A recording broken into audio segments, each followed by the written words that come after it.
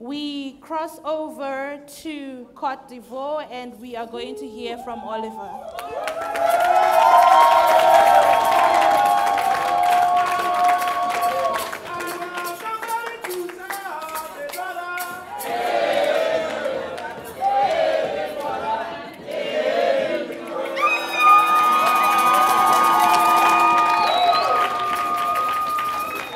Thank you, guys.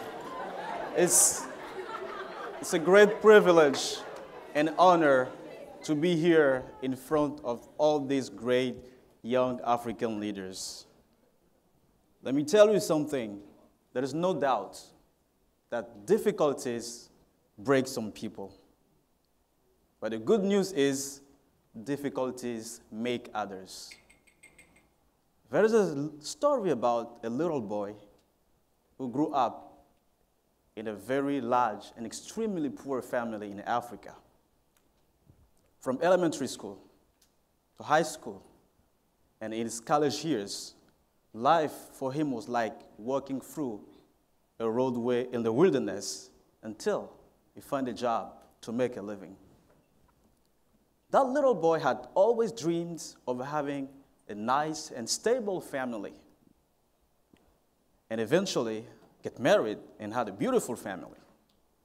However, against his own will, he was forced to work and live 279 miles away from his family. Loneliness, bitterness, frustration, emotional instabilities were his daily bread that ended up breaking his family life.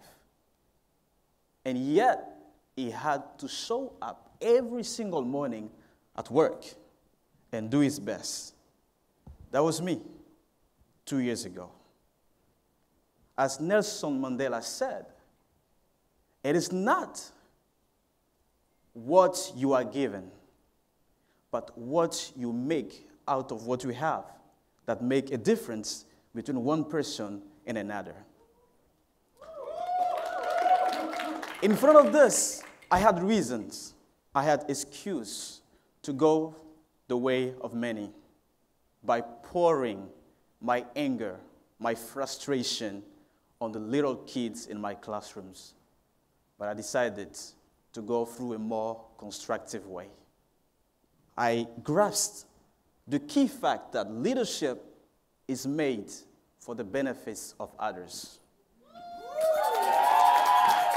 And the life of a person is not measured by how many years you have lived, but by his ability to create a story that will leave positive footprints in the lives, mind, and heart of others.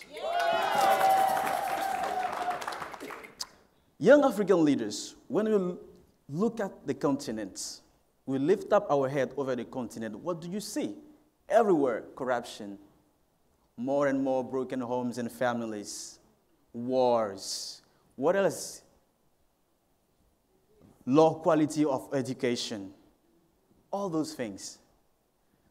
That's a bad thing, right?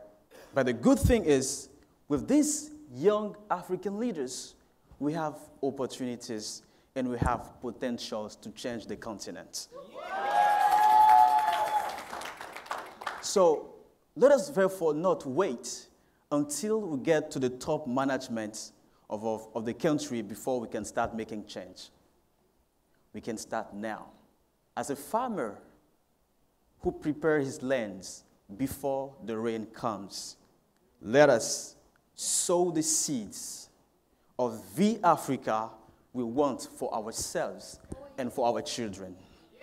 An Africa which is at peace with itself. Let's rise and write in golden lines the story of our nations to build an educated, strong, and peaceful Africa that will last from generation to generations. It is better make the change now. And if it doesn't happen in our days, we will die trying it. Thank you.